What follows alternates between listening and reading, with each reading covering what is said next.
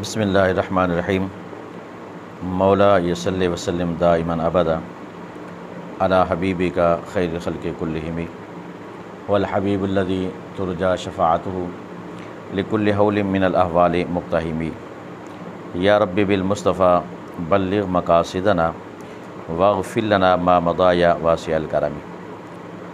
الحمدللہ آج ہم نحمیر کا سبق نمبر 16 پڑھ رہے ہیں۔ دراصل اسم غیر متمکن کی ہم قسمیں پڑھ رہے تھے۔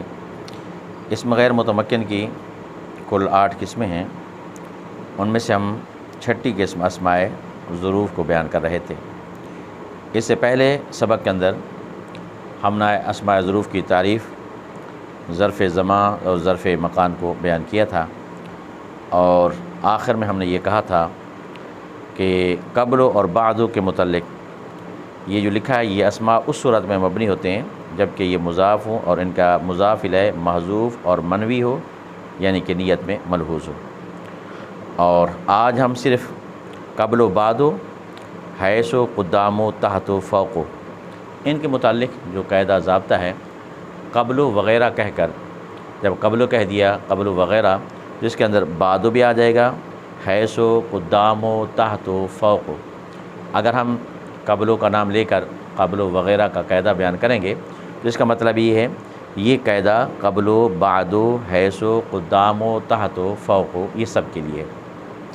تو اس وجہ سے چونکہ اسماء ظروف یہ اسم غیر متمکن کی قسم ہے، اور اسم غیر متمکن چونکہ خود مبنی الاصل کے ساتھ مشابہت کی وجہ سے مبنی ہوتا ہے تو یہ بھی مبنی ہی ہے، لیکن قبل اور بعد و بعض صورتوں میں یہ معرب بھی ہوتے ہیں۔ تو اس کا ایک میں نے ضابطہ آپ کے سامنے تحریر کر دی ہے، آپ اس کو ذرا دیکھ لیں۔ سب سے پہلی بات تو یہ ہے کہ قبل اور بعد وغیرہ یہ لازم الاضافت میں سے ہیں۔ قبل بعد وغیرہ یعنی اس کے اندر حیث و قدام و تحت و فوق وغیرہ یہ سب اس کے اندر آ جاتے ہیں۔ اور یہ قبل وغیرہ کا ایک ضابطہ میں نے تشکیل دی ہے، آپ اس کو دیکھ لیں کہ جہاں بھی قبل ہوگا یا بعد ہوگا یا حیث و قدام و تحت و فوق کوئی بھی ہوگا تو لازم الاضافت کا مطلب یہ ہے کہ ان کا مضاف الیہ لازمی ہوگا۔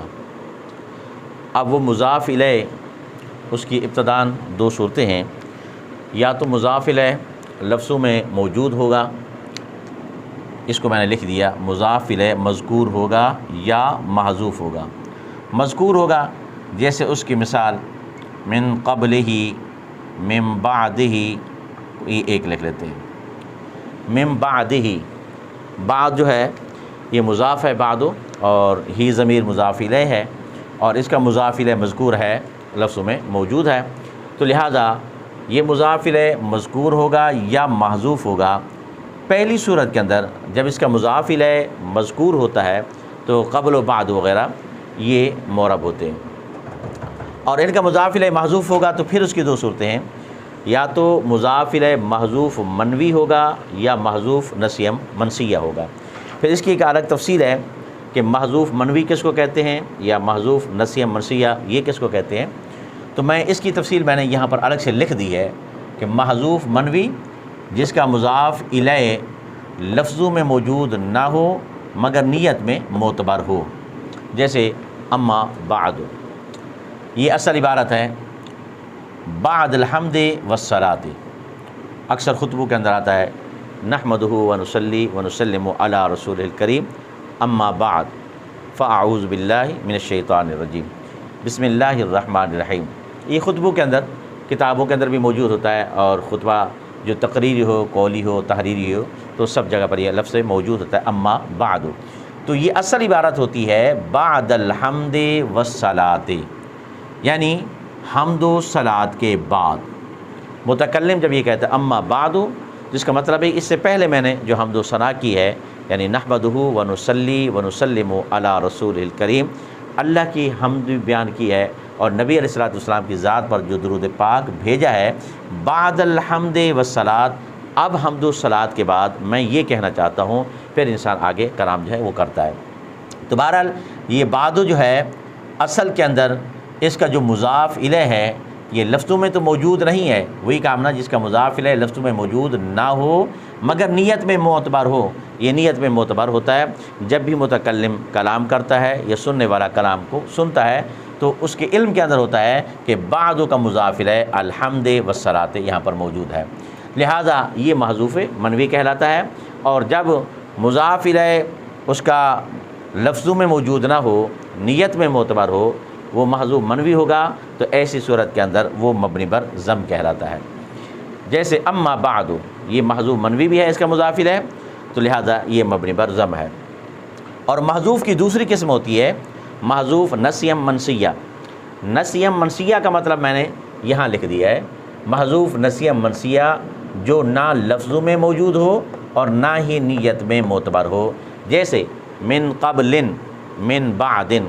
اب اس کے بارے میں پتہ نہیں چل رہا من قبل کہ اس کا مضاف الیہ نہ تو لفظوں میں موجود ہے اور نہ ہی نیت میں معتبر ہے، تو لہذا ایسی صورت کے اندر بھی یہ معرب ہوگا.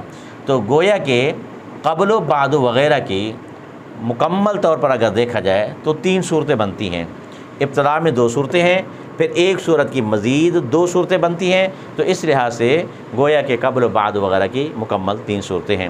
اور ان 3 صورتوں میں سے جہاں مضاف الیہ مذکور ہوگا تو اس صورت میں بھی قبل و بعد وغیرہ معرب ہوتے ہیں. اور جس صورت میں محذوف ہو پھر محذوف میں محذوف منوی ہوگا تو پھر مبنی بر ضم ہوگا، اور اگر محذوف نسیہ منسیہ ہوگا تو پھر بھی یہ معرب ہوگا، جیسے من قبل من بعد. تو یہ ایک مکمل ضابطہ ہے قبل و بعد وغیرہ کے حوالے سے. تو آپ نے اس کو اس طریقے سے یاد کرنا ہے جیسے اب میں آپ کو سنا رہا ہوں، آپ اس طریقے سے یاد کر لیں اور اس طریقے سے سنا لیں کہ قبل و بعد وغیرہ لازم الاضافت میں سے ہیں. قبل و وغیرہ کی ابتداً 2 قسمیں ہیں. ایک صورت یہ ہے کہ اس کا مضاف الیہ مذکور ہوگا، دوسری صورت یہ ہے اس کا مضاف الیہ محذوف ہوگا. اگر اس کا مضاف الیہ مذکور ہو تو پھر یہ معرب ہوگا، جیسے اس کی مثال من بعدہ. اور اگر اس کی دوسری صورت جو مضاف الیہ محذوف ہوتا ہے پھر اس کی 2 صورتیں بنتی ہیں، یا تو محذوف منوی ہوگا یا محذوف نسیہ منسیہ ہوگا. محذوف منوی کی صورت میں یہ مبنی بر ضم ہوتا ہے جیسے اما بعد، اور محذوف نسیہ منسیہ کی صورت میں یہ معرب ہوتا ہے جیسے من قبل.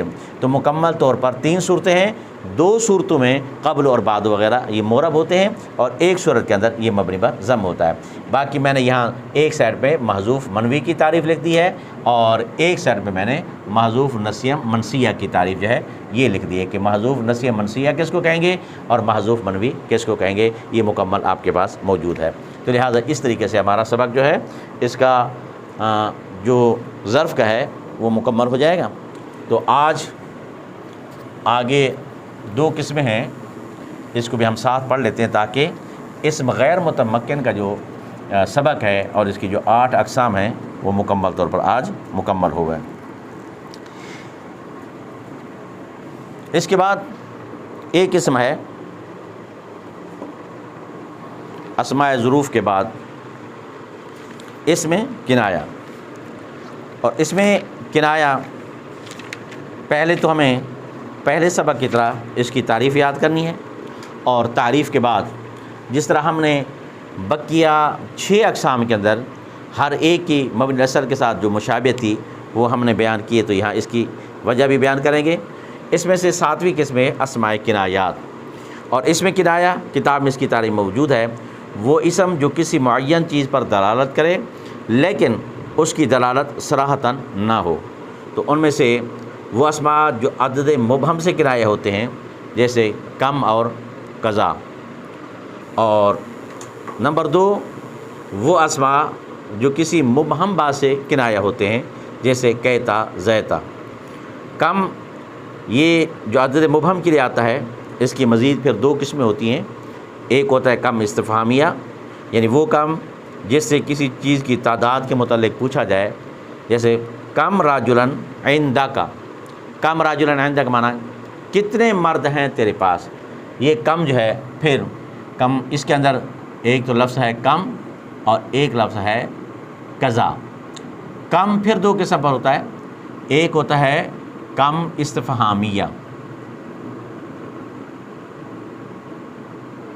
اور دوسرا ہوتا ہے کم خبریہ.